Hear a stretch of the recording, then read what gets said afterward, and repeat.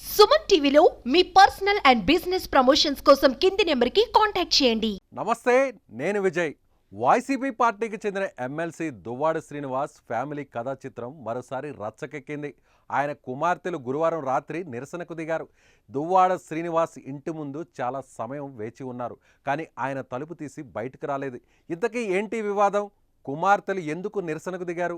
ఆయన తలుపు ఎందుకు తీయలేదు? దువ్వాడ శ్రీనివాస్ కుటుంబంలో చాలా రోజులుగా వివాదాలు నడుస్తున్నాయి. ఆయన భార్య వాణి, పిల్లలు హైందవి, నవీన్లకు దూరంగా ఉండి వేరే మహిళతో కలిసి ఉండడమే ఈ వివాదాలకు కారణమని తెలుస్తోంది. 2024 ఎన్నికలకు ఏడాది ముందు భార్యాభర్తల మధ్య వివాదాలు రచ్చకెక్కాయి. అప్పటి ముఖ్యమంత్రి వైఎస్ జగన్మోహన్ రెడ్డి మూలపేటలో పోర్టు నిర్మాణానికి శంకుస్థాపనకు చేసేందుకు వచ్చి టెక్కలి వైసీపీ అసెంబ్లీ సీటును దువ్వాడ శ్రీనుకే ఇస్తున్నట్లు ప్రకటించారు.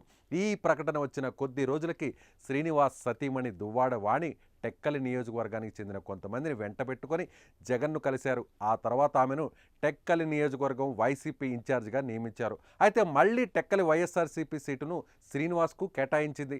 దీంతో తాను ఇండిపెండెంట్గా నామినేషన్ వేస్తున్నట్టు దువ్వాడ వాణి ప్రకటించారు. వెంటనే రంగంలోకి దిగిన వైఎస్ఆర్సీపీ అధిష్టానం పెద్దలు ఆమెకు నచ్చజెప్పారు.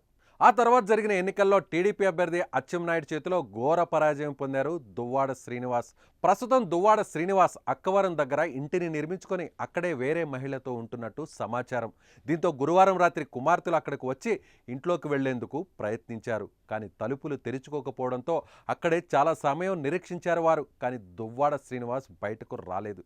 ఇద్దరు కూతుళ్ళు కాసేపు గేటి గడియలు కొట్టినా, కారు హారన్ మోగించినా లోపలున్న వారు స్పందించలేదు. మధ్యాహ్నం 3 గంటలకు అక్కడికి వచ్చారు. రాత్రి 8 గంటల వరకు కూడా అక్కడే వేచి ఉన్నా కూడా తలుపులు తీయకపోవడంతో వారు అక్కడి నుంచి చేసేది ఏమీ లేక వెళ్ళిపోయారు.